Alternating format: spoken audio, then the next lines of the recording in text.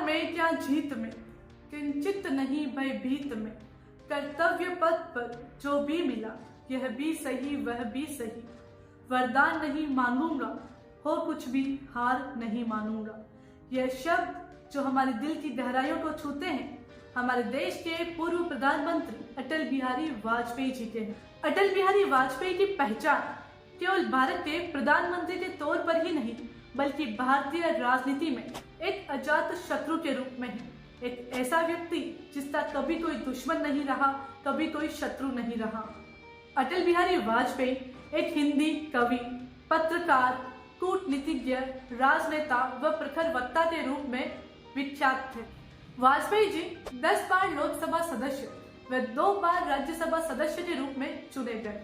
वाजपेयी जी 3 बार प्रधानमंत्री के पद हेतु चुने गए, जहां इनका प्रथम कार्यकाल मात्र 13 दिनों के लिए था 1996 में।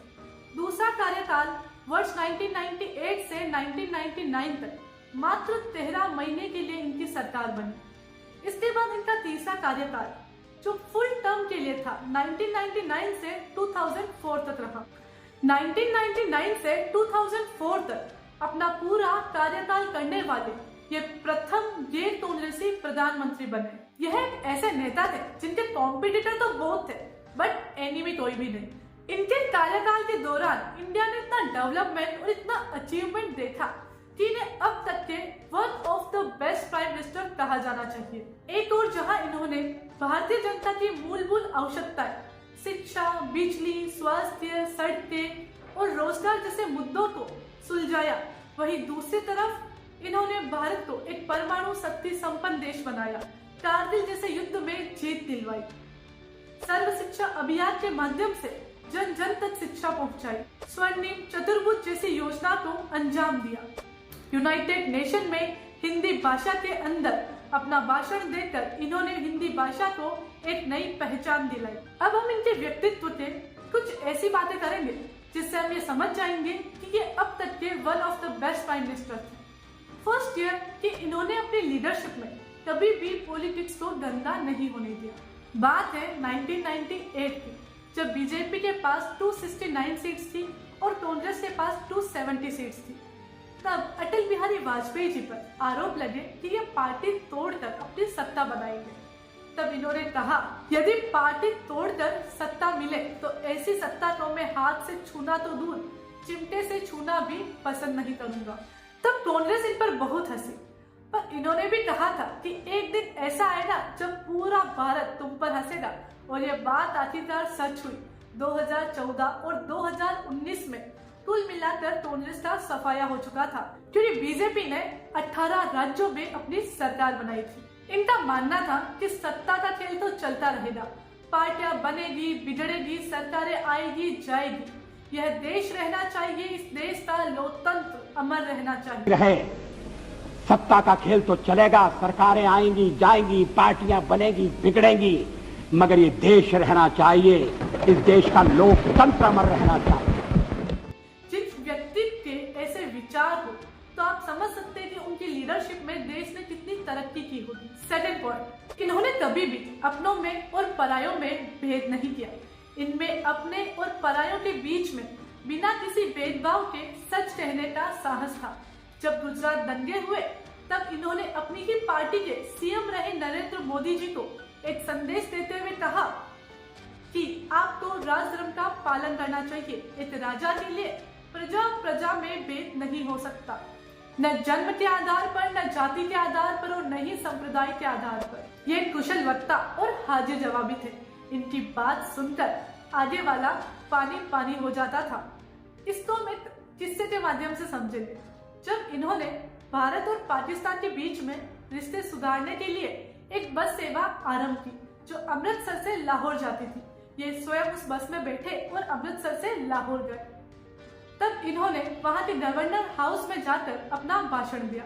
उस समय इनके भाषण को सुनकर सब गदगद हो गए, लेकिन इसके बाद एक महिला पत्रकार ने इनसे पूछा कि मैं आपसे विवाह करने के लिए तैयार हूँ, अगर आप मुझे मुंह दिखाई की रस्म में जम्मू कश्मीर दें। फिर इन्होंने भी हंसकर कहा कि मैं आपसे विवाह के लिए तैयार हूँ, लेकिन मुझे दहेज के रूप में पूरा पाकिस्तान चाहिए, दे पाएगी आप? तब यह महिला पत्रकार अवाक रह गई। शत्रु ऐसे बनो कि मित्र से ज्यादा शत्रु पर विश्वास किया जा सके।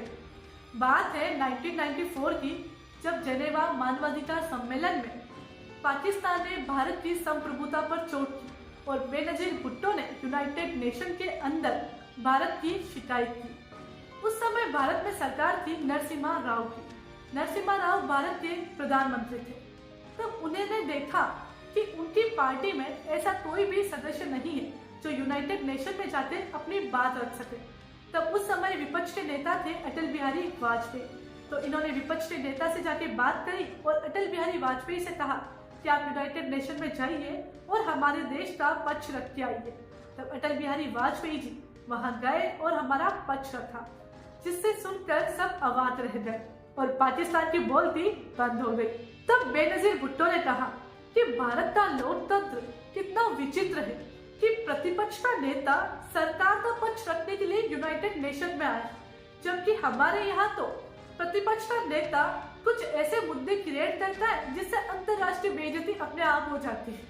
इनकी एक और जो खास क्वालिटी थी कि इन्होंने विपक्ष में रह के भी पक्ष की सरकार को सपोर्ट किया। जब जब देश हित की बात आई, इन्होंने बिना कारण कभी भी किसी सरकार की आलोचना नहीं की। बात है 1971 की, जब इंदिरा गांधी वेस्ट पाकिस्तान और ईस्ट पाकिस्तान की समस्याओं में उलझते रह गई। उस समय पर भारत में 4 समस्याएं उत्पन्न हो गई थी।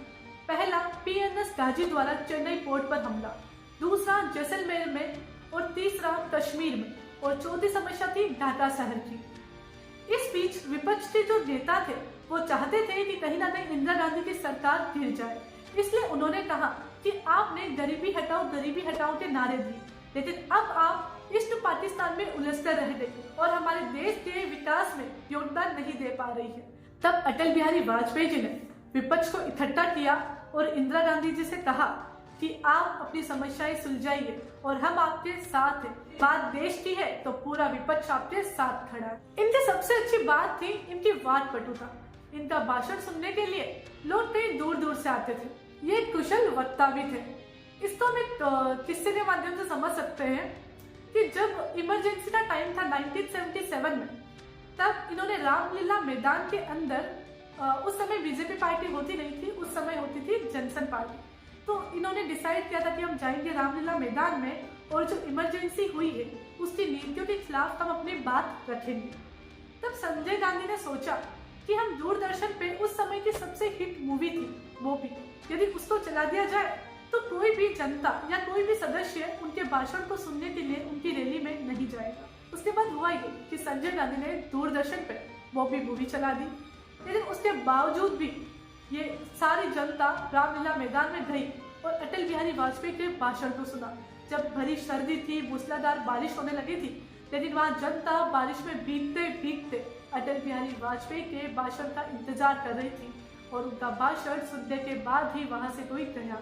अटल बिहारी वाजपेयी में जो सबसे अच्छी खासियत थी कि ये हाजिर जवाबी थे और ये जब भाषण देते थे तो लोग इनको मंत्रमुग्ध होकर सुनते रहते थे। जब ये संसद में भाषण देते थे तो एक बार नेहरू जी ने इन्हें कहा था कि अटल, एक दिन तुम भारत के प्रधानमंत्री बनोगे, और ये बात सच भी हुई। इनके जन्म दिवस को 25 दिसंबर को गुड गवर्नेंस डे, सुशासन दिवस के रूप में मनाया जाता है। 2015 में इन्हें भारत रत्न से सम्मानित किया गया। ये आलोचना करना जानते थे और आलोचना सहना भी। इन्होंने एक बार जवाहरलाल नेहरू को कहा था, आपके व्यक्तित्व में चर्चिल भी है और चैम्बरलेन भी। एक बार की बात है जब अटल बिहारी वाजपेयी जी के भाषणों से इंदिरा गांधी खफा हो गई और उन्होंने कहा कि केवल 5 मिनट में मैं इन सबको सही करके रख दूंगी। तब अटल बिहारी वाजपेयी ने स्माइल के साथ कहा कि 5 मिनट में तो इंदिरा गांधी जी अपने बाल भी सही नहीं कर सकते। तो आप देख सकते हैं कि जिस मजाकिया अंदाज के वो धनी थे, जिस हाजिर जवाबी के वो धनी थे, जो व्यक्तित्व उनका था, उन्हें अब तक के one of the best prime minister बनाता है। धन्यवाद। अगर ये इंफॉर्मेशन आपको अच्छी लगी हो तो आप हमारे YouTube चैनल को सब्सक्राइब कीजिए, इस वीडियो को लाइक शेयर कीजिए और अटल बिहारी वाजपेयी जी के बारे में कमेंट करिए और बताइए कि क्या आप भी इन्हें one of the best prime minister मानते हैं। जय हिंद, जय भारत।